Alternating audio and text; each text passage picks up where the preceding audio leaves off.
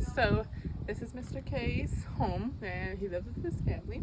And so the first thing that we're gonna need to get inside is getting up these steps. So there's two steps. There's no handrails, so that's something that you can install, but it's gonna take a lot of time. So my recommendation would be for his family to help him, to give like handheld support / contact guard in order for him to get up the stairs and then into the house. So then the next thing would be this rug. So we can either move it or make sure that he's able to pick up his feet to get up and over it. And then there's another step here. So same thing, his family's gonna have to give him handheld assist to get inside the house. And then you get inside, there's another rug. So there's two more down there. So we're gonna need to move those and get those out of the way. And then this is gonna be the living area. So everything is open. It goes from wood to carpet, but there's no like barrier or anything here that he has to get over. So he can use his rollator to do that. And the only thing we can move is this middle thing and just get it out of the way. So that way he has enough room to get everywhere with his rollator. And then coming this way, there is two more rugs there. Same thing, we can just move them out of the way. And then this is the kitchen in here. So either using a rollator, I think you could get through here, but if not, he could use his quad base cane to get here because we want to get him independent enough to be able to go longer distances with the cane. So he could use his cane to come into the kitchen. And then once we get in here, the kitchen's really good. There's not too much things that we would have to change. Something we could do for him is set out something on the counter that has like a cup, bowl, spoon, forks, whatever the things that he uses every single day, just have that on the counter for him to make it easier for him to access, and then make sure that he knows to lock his rollator whenever he goes to reach for anything all across the board. And yeah, and then coming over here, more rugs. This is a half bathroom in here. So what we're gonna do is going to be maybe installing like a grab bar on this wall over here to make it easier for him. And then we'll have the things that he uses for like his daily grooming activities on this shelf. So you can have his rollator, lock it, reach here, do his daily grooming activities here. And then the shower and bedroom are upstairs. And so we're gonna have his family help him every couple of days get up there to shower, but each day he'll be able to come in here and have what he uses in here. And then I'll show you guys upstairs. So yeah, so that's down here for this bathroom. And then these are the stairs. Now, because there's only one handrail and then there is two handrails at the top, but his family, he's only gonna be going up there with his family. So they will be helping him. So we're gonna come up.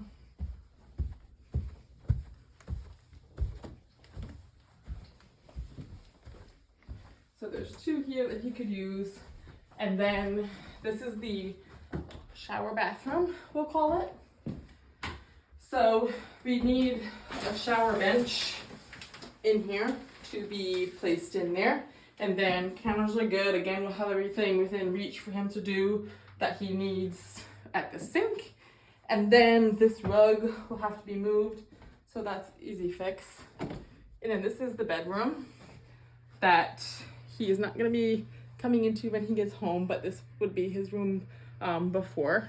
And so what we could do if he was ever going to sleep in here or even in the bedroom downstairs, I'm going to show you, just have like a handrail, install a handrail on the side of the bed that he can use if he needed help getting in bed. But otherwise it looks good, and there is carpet, but he should be able to move his rollator on it. So there's the same bedroom, but it's an office downstairs. So we're gonna change the office into the room for him to move into. So that's just an example to show what it would be like. And then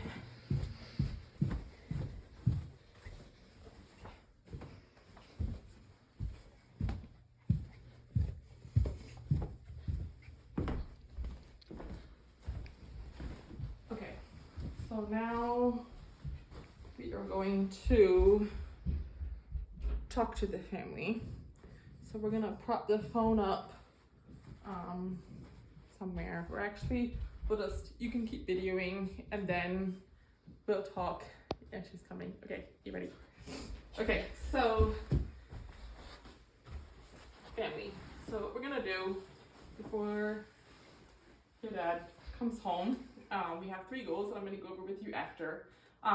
But first is gonna be getting up into the steps, just giving him some handheld assistance, making sure that he's able to make it up safely into the house, and then the rugs throughout the house. It would be ideally safe if we could move them or just scoot them out of the way, Okay. so that way he doesn't trip over them.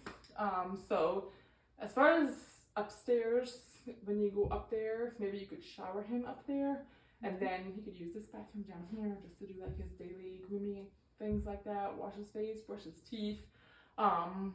Everything in the kitchen looked good. You could set up something on the counter for him to where he could just access the things that he uses daily and be independent with that. So that could be a good idea. He has had a few falls in the past, 2 very close falls, so we just gotta make sure that we make everything as smooth and safe as possible. But your house has a lot of room, so that is really good.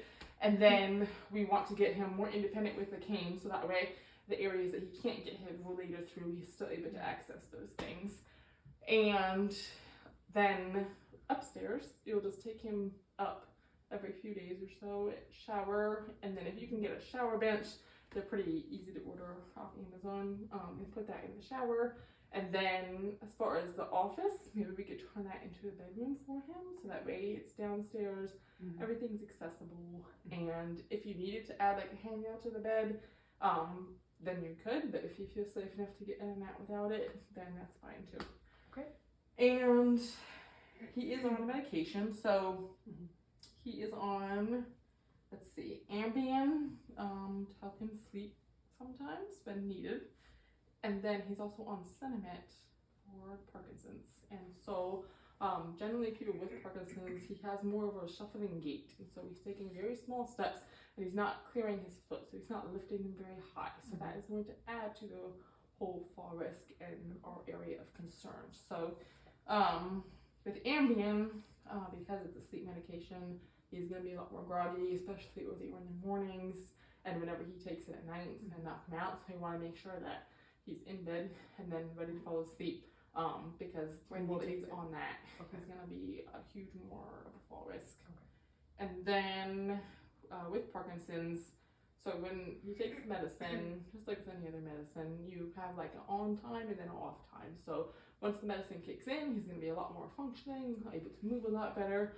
And then the time the medicine wears off, he's gonna kind of go downhill again. So just be cautious of that as you're planning your activities. And yeah, do you guys have any questions? Does he take the Ambien with food, or does it matter? Yes, so we'll have all of those instructions from the doctor, but he'll take it with food. We'll take his Parkinson medications.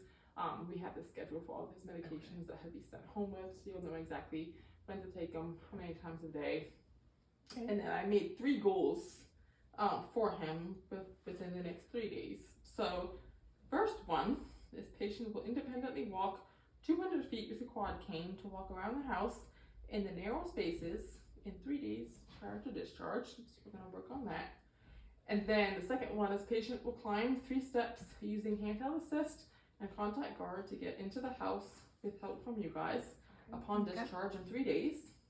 And then the third one is patient will be independent with dynamic standing activities of daily living, so everything in the bathroom, washing your face, to complete grooming activities at the sink in 3 days prior to discharge. Those are some things that we're really going to work towards the next 3 days in order to get you out of there and get you home.